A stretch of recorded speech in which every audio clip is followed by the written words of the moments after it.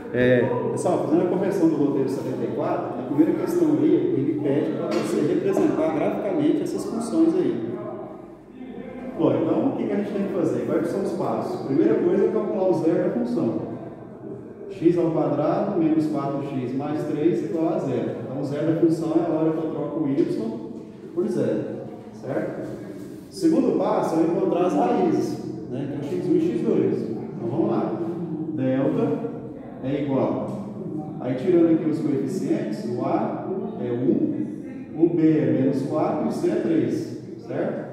Então delta vai ficar B ao quadrado, 4 vezes o A vezes o C. Então delta vai dar 16 menos 12. Isso aqui vai ser igual a quanto? A 4. Depois eu aplico na fórmula de Bhaskara. X é igual a menos B, né?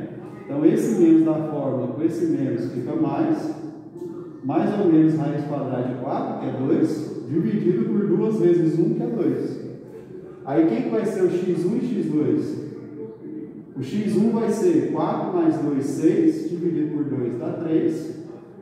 E o x2 vai ser 4 menos 2, que dá 2, dividido por 2 dá 1.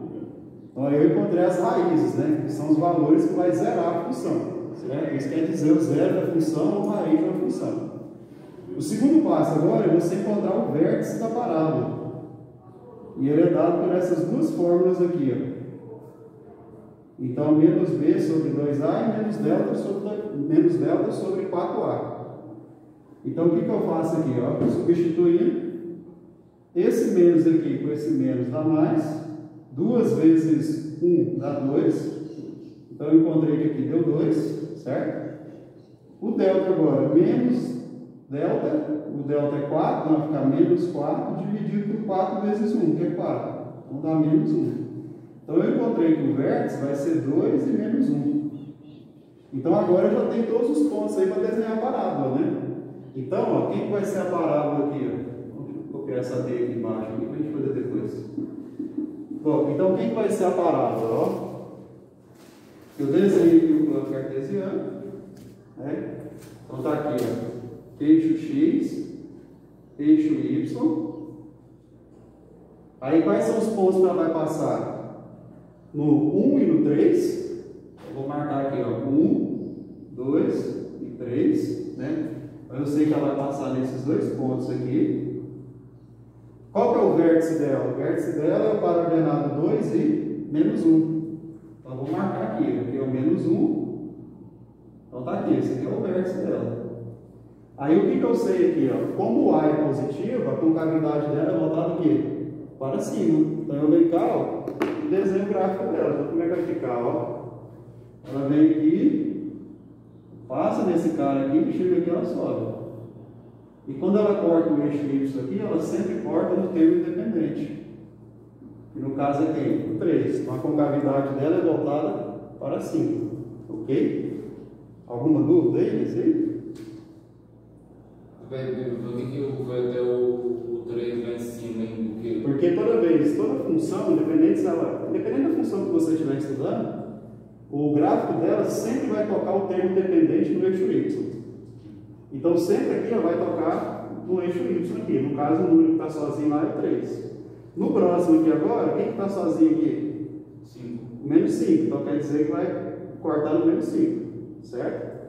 Bom, então vamos fazer a B aqui agora. Como é que fica a B? Ó? Vou fazer o zero da função. Vou calcular o delta. Então aqui eu vou fazer um pouquinho mais rápido. Ó. B ao quadrado menos 4 vezes o A, que é menos 1, então fica 4 positivo, vezes menos 5, vai ficar menos 20. Então o delta deu 16. O que serão as raízes então?